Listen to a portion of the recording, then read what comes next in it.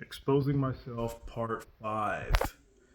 So this, I asked ChatGPT to call me out, and each of these parts has a section where I talk about what ChatGPT said, and this one was actually quite brutal because this one cuts down to the soul. So here's what ChatGPT said. Now for the hardest truth of all. You know you're capable of greatness, and that's why your avoidance is such a spiritual crime. You were made with fire in your bones, and you've used that fire to stay warm in the dark instead of lighting the world. You've become the kind of man who knows what he's capable of and slowly dies under the weight of not delivering it.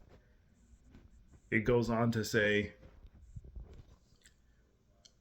there are people right now suffering in ways your wisdom could heal, but you're silent.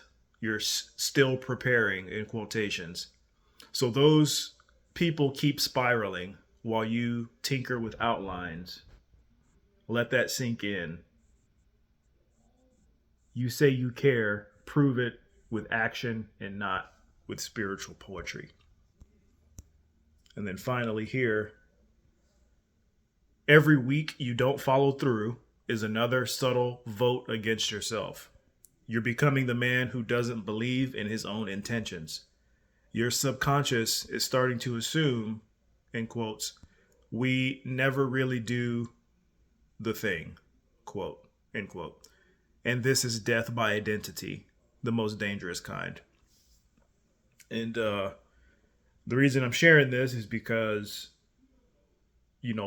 wanting to avoid looking wanting to avoid humiliation, wanting to avoid being seen and all the nasty parts of me is the reason I'm doing this. So, I have like ADHD and stuff. And so a lot of times I can, procrastinate. I can come up with ideas and not follow through with them. My relationships suffer because I'll say I want one thing and then I'll sabotage stuff. But as far as this work thing goes, a lot of people out there are looking for like their purpose. But a lot of times what happens is we have a few things that could be our purpose, but then we don't take enough action on it. And then it's like a vicious circle. So like really what the work is just taking so much action, being humiliated, and just doing the stuff that we don't want to do after we had our initial burst of emotional excitement to do it and just doing it anyway.